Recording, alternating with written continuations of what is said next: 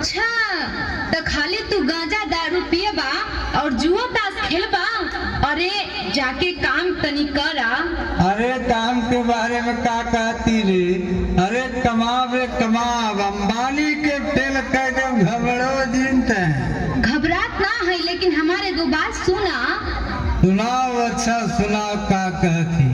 ठीक बा, सुना, कान खोल के सुनिहा। अरे छोड़ी देता गांजा भांग, अच्छा अरे हो दारू रजबू। अरे छोड़ी देता गांजा भांग दारू रजबू, बोला कैसे देखबा लइका में हरारू रजबू।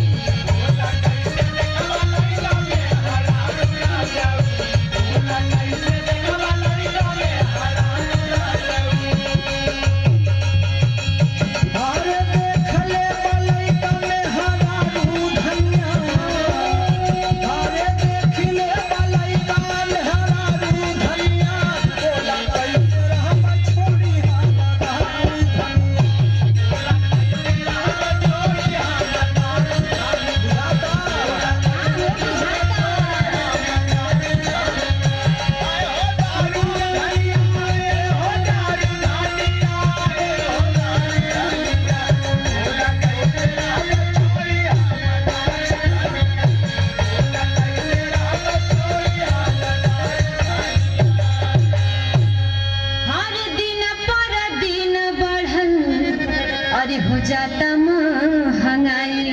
अच्छा, तनी ध्यान से सुनी हा। सुनत है। अरे दिन पर दिन बढ़ल जाता महंगाई।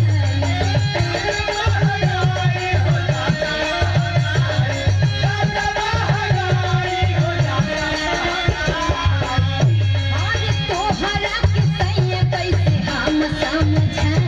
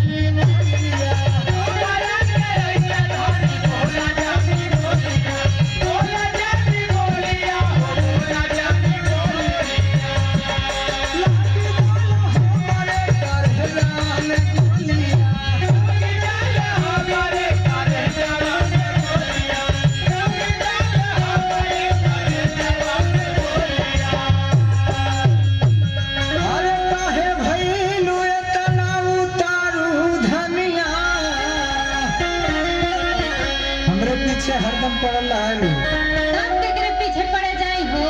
अच्छा, अरे काहे भइलू इतना उतारू धनिया, बोला कैसे रहब छोड़ी हम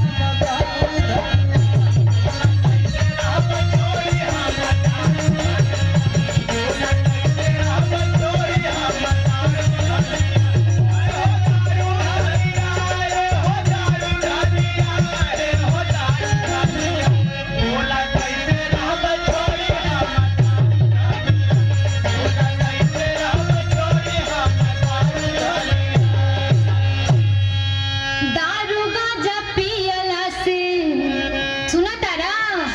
सुनत है। हरे दारू गांजा पियला से हो कहम नहीं जाए।